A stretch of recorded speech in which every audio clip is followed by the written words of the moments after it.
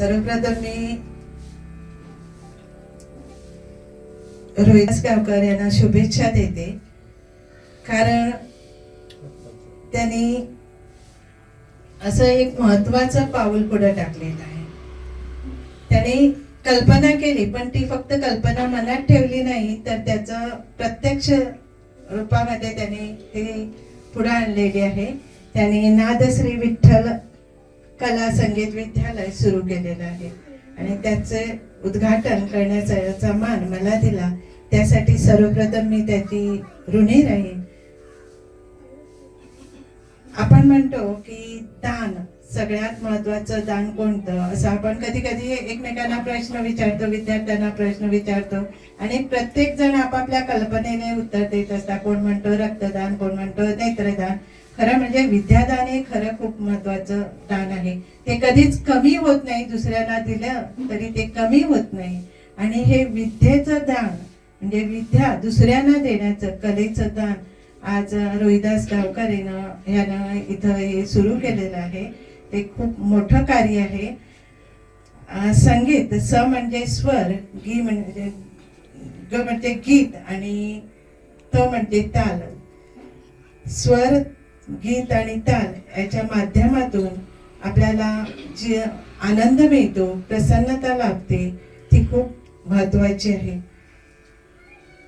आपण आज त्याचा आरोग्याच्या दृष्टीने काही ठिकाणी वापर करू शकतो. संगीतामुळे म्हणजे थेरपीसाठी आपण वापरतो. ती कधी कधी असाध्य रोगावर त्याचा प्रयोग केला जातो, खूप महत्वाचे आहे.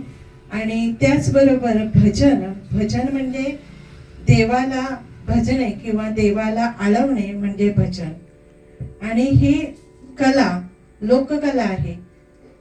तर ही कला रोहिदास गावकर इथं आपल्या निवासस्थानी विद्यार्थ्यांना देणार आहेत.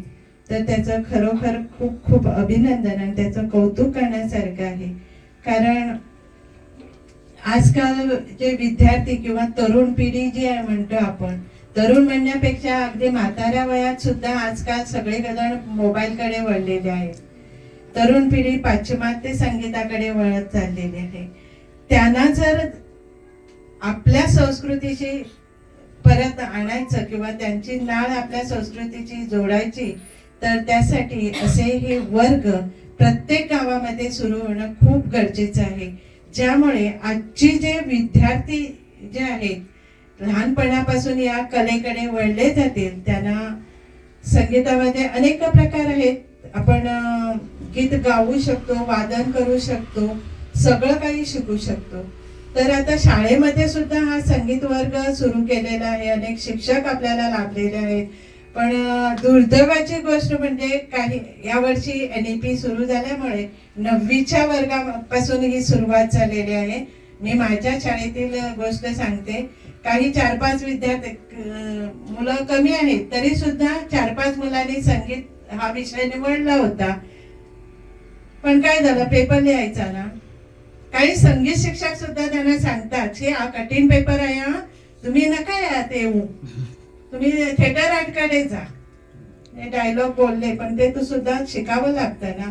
प्रत्येक गोष्टी शिकावी लागते, सराव करावाच लागतो. आणि ऐन परीक्षेच्या वेळी 1-2-3 विद्यार्थी, मी क्लास टीचर असल्यामुळे माझ्याकडे टीचर आम्ही आता सगळे थिएटर आर्ट घेतात. पेपर सुरू झाला आणि थिएटर आर्टकडे मुलं आहेत. मी म्हटलं नाही, असं होणार नाही, तुम्हाला घ्यायलाच पाहिजे. संगीत कला ही अशी कला आहे, त्या कलेच्या माध्यमातून कुठचाही माणूस स्वतः समुद्रपार जाऊ शकतोय. आणि संगीत मनाला आनंद, शांती, सद्गती देणारं हे संगीत असं साधन. त्यामुळे माणसाची स्थैर्यता, धैर्यता या संगीतामुळे अबाधित राहते. मला वाटतं की आमच्या पंचकोशीत जवळजवळ संगीत शिकणारे, तसे संगीत प्रेमी पुरेपूर भरपूर आहेत, पण कलेला वाव देणारे उत्तेजित कलाकार नाही इथं. कलेला प्रोत्साहन करणारे कलाकार पाहिजे आणि कलेला, त्या कलाकारातील दडलेल्या कलाकार जागृत करणारे कलाकार पाहिजे. ही माझी लहानपणापासून इच्छा होती. कारण आमच्या पंचायत क्षेत्रात किंवा इतर भागात सत्तरी सुद्धा असेल बहुधा, पण कलेला उत्तेजित देणारे कलाकार कमतरता असल्यामुळेच आज लहान थोर कलाकार घडत नाही. आणि ते कलाकार घडावे ही माझ्या मनातून इच्छा व्यक्त करून मी आज इथं माझं का छोटे का असे ना, पण त्याचं रूप तर मी बहुधा मोठे करणार. कारण मला मान्यता प्राप्त आहे की मी इथं संगीताचे वर्ग घेऊन मुलांना परीक्षेला बसू शकतोय. कारण मी संगीत विशारद झालोय ते देवाकृपामुळे. आणि त्यामुळेच संगीतातले बारकावे शिकण्यासाठी, भजन संस्कृती आपल्या मंदिरातली संस्कृती राखण्यासाठी आजच्या युवा वर्गाने इथं असं पुढच्याही जाऊन संगीताचे धडे घ्यावे.